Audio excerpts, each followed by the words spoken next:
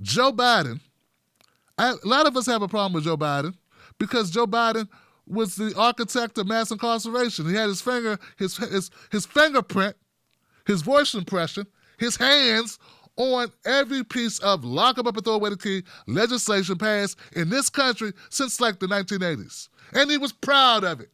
He walked around proud of it. Until now when he starts running for president this time. All of a sudden it's, well, it was a mistake.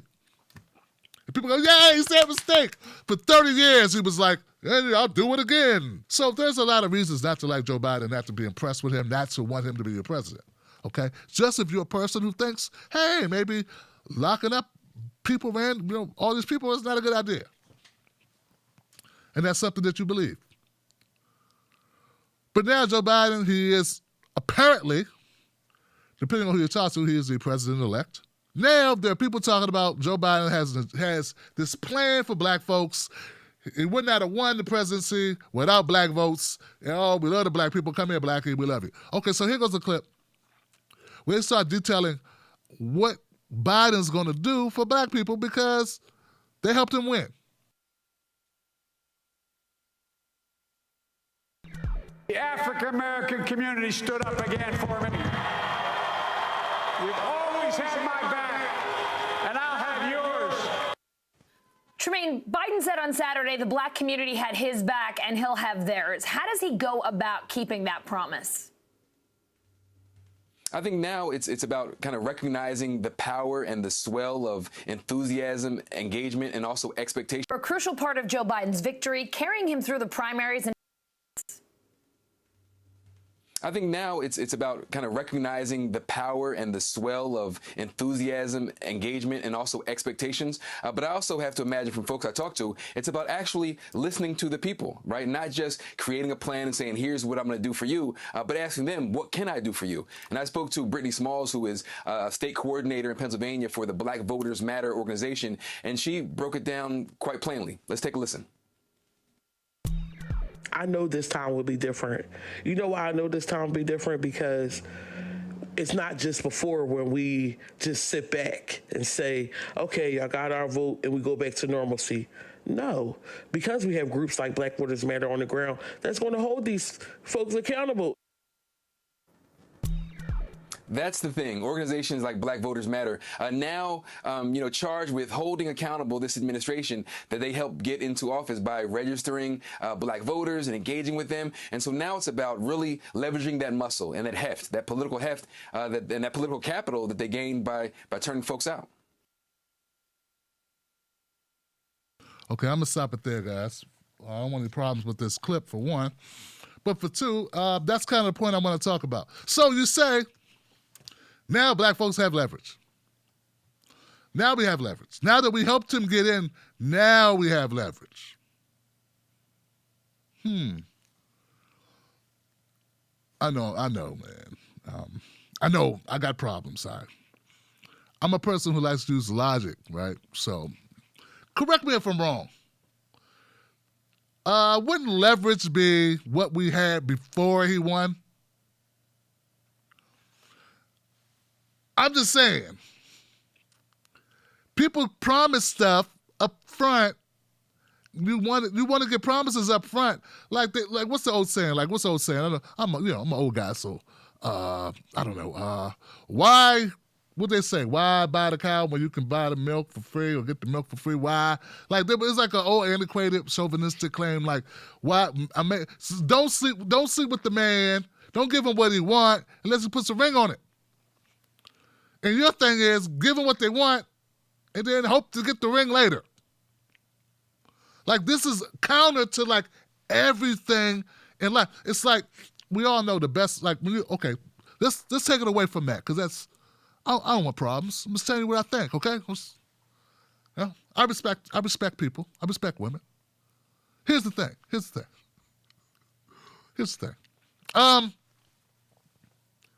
If you're going to go get a new job, you get a new job, folks. Here goes some advice for you.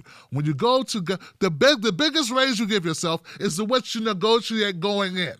There we go. Bam, boy. Here we go. In safe territory. Here we go. when you go for a job and they're like, oh, we like you, Tim Black. Seems like you know what to do with you. Yeah, I'm really good at it. I know that thing. I know how to cut those potatoes, and I can make a mean souffle. And, oh, man, I'm the best sous chef. Oh, yeah, looks real good. Looks like that's what we need. Well, we were thinking about, well, what were you looking for salary? Oh, well, I was thinking $70,000. Well, we were really thinking more around 55, Tim Black. I mean, we love your resume. Well, I'm worth the 70 now. I'm worth the 70. Well, that's a little high. It's a little steep there, Tim Black. Gosh, man, are you really that good with the eggs? Or what are you doing with the eggs? Are the eggs do you have a secret cooking method we don't know about? Oh, I got some tricks up my sleeve. I'm pretty good. I got a great resume. I can cook you something right now. But, I mean, you see my work. I but my video channel up there with my videos. And you know my work. I worked in a Michelin star restaurant. And I did this and I did that. And I'm really worth that $70,000. But you know, could you come up at all? Well, Tim, you know, maybe we could come up... Maybe we could do maybe 63. 63. 63. Oh, God. God, it was really, I told the wife, man, that 60, I told her, we really had a hard set on 70 because we got little Jimmy, and Jimmy don't read so well, and we need little Jimmy, and his feet so big, got really big feet. And his shoes are expensive because he got size 15 feet. And he needs big shoes. They're expensive. And I got, you know, so we really needed that. God, we really were counting on that 70K. I don't know if I could go back and tell Mrs. Black I couldn't get that 70K. Well, what about 65? Sold $65,000. Now, they wanted to give me 55. All right, they wanted to give me 50. Obviously, that's what they wanted. If I'd have said 40, they'd have said sold. They would have had me for 40. The black vote has been selling itself short forever. Forever, Tremaine. Black woman on the screen. Forever. You didn't hold you got Obama elected. You already proved you get people elected. We already knew that. Biden already knew that. The black vote is mandatory for a Democrat to win. We already knew that. You already had leverage going in. Okay, rookie mistake. You don't know how to negotiate. You suck at. We shouldn't. You don't want people to negotiate. It's fine. Rookie mistake. You're shooting yourself in the foot. Fine. What's going to happen if Biden doesn't do stuff for black folks? You know, now that he's already got what he wanted. He got the ring. No, he got the, he got the thing. He got the job. Or they hired you. You're doing the job for $50,000 now. You're doing the job. What's the incentive to increase it to 70? I mean, we got you now. Why not just go to 52? It's more than 50. You better be happy with that. I mean, what I'm saying is, you're not going to hold them accountable. Are you going to quit? Are you going to actually quit? Are you going to give black people the agency and respect the agency and allow them to have the maneuverability to actually leverage their votes and quit? If you're not willing to leave, there is no leverage. If the job applicant is not willing to say, I'll take a job across the street and cook you out of business, then you have no leverage. Leverage is only real if you're willing to turn it down. And I've not seen you have the will. You're so far away from actually turning it down. You criticized and raked over the coals Ice Cube for even considering to talk to the other side.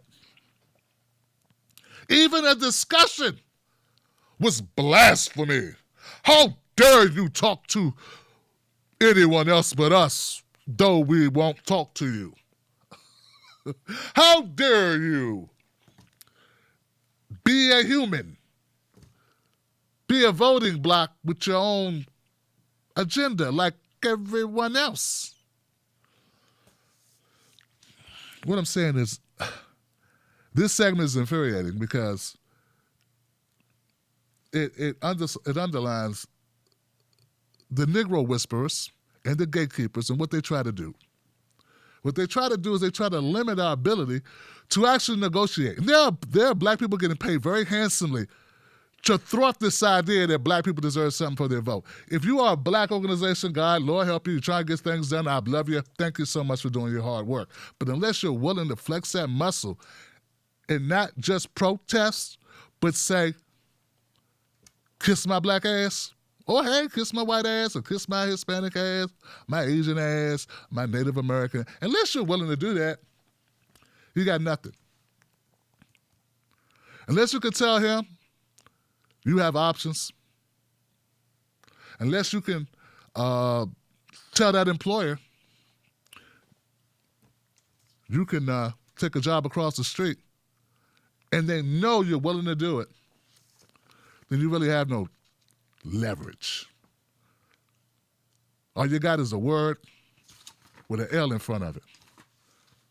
A loser.